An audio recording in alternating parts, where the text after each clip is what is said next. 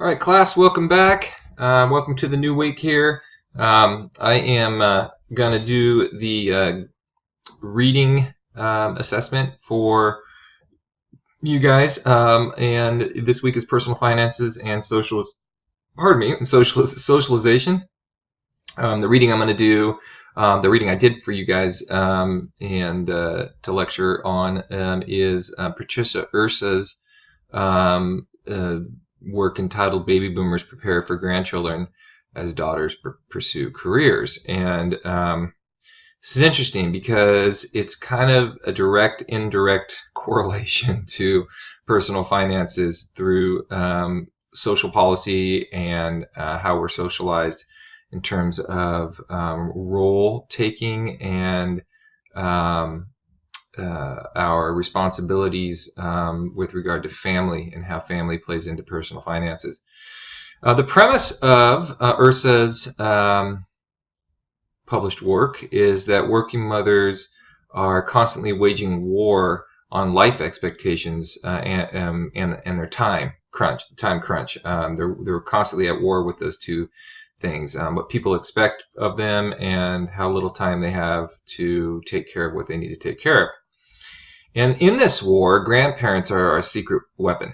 And so she's kind of looking at the resocialization aspect of grandparents and the new roles that they're taking on, with regard to helping people raise their kids. Her theory is that there's increased positive socialization that children experience because of increased family role capacity of grandparents.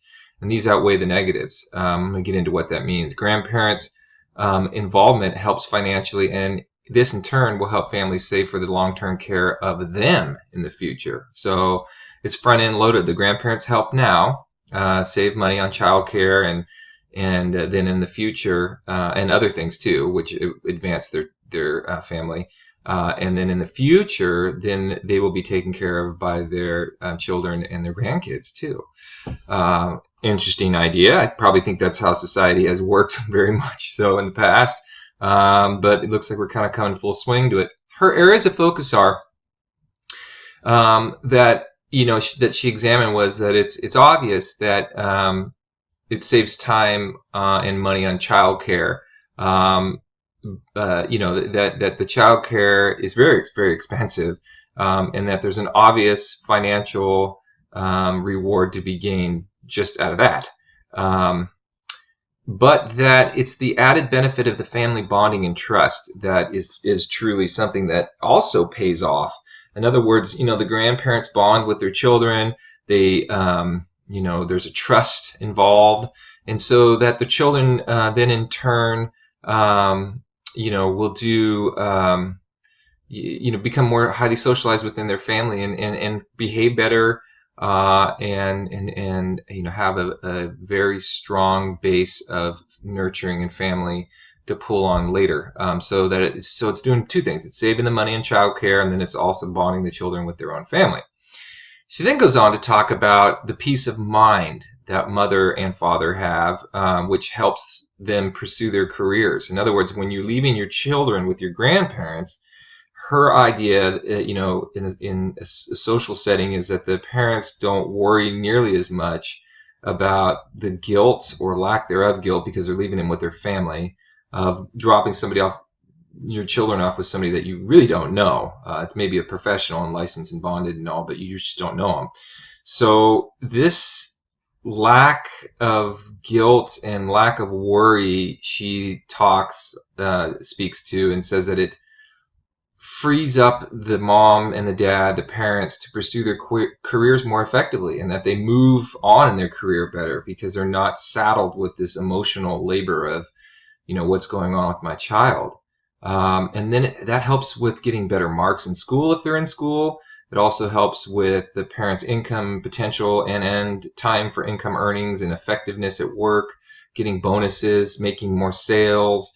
All these things, she says, are directly correlated with this idea that children, or that the parents aren't riddled with guilt and worried about, their mind's not somewhere else. They're actually on their job or on their school working on what they need to be doing. And so that's an indirect, direct financial correlation to a social setting with role taking and how we're changing how families help each other.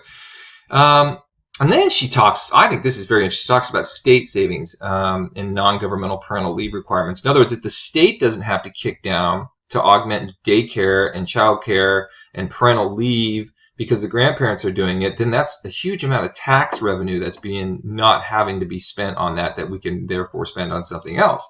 So that's kind of a macro picture of it. The grandparents are effectively doing the job that the state would have to do if they weren't there. So, that's kind of a cool thing to think about. And then lastly, she goes into talking about the living capacity of grandparents. In other words, the grandparents get to be at home with the children. And so it cuts down on transportation. The grandparents could just come over to your house and take care of the children. It cuts down on social adjustment issues for the children, for young children, that is. They can stay at home. They can, it's less transportation. It's less worry about being somewhere that you don't know where your kids are at. And so, that's another interesting thing that might, the actually transportation thing is an interesting thing directly for finances, but, also, again, knowing that your children are home and they're with your grandparents, again, it's an interesting thing about what it does to you psychologically. Okay, so it was a really interesting read. What I have done for you guys this week is I got a discussion prompt based on this. So I'm going to have you guys not do a little quiz on this week, but I'm actually going to have you guys do a discussion prompt for this and see if you can analyze this and synthesize some ideas about how you feel about her article. Remember, definitely while I'm reading you these articles, these are up for you to analyze. These are up for you to think about. These are up for you to criticize. These are up for you to explore and agree with or disagree or whatever.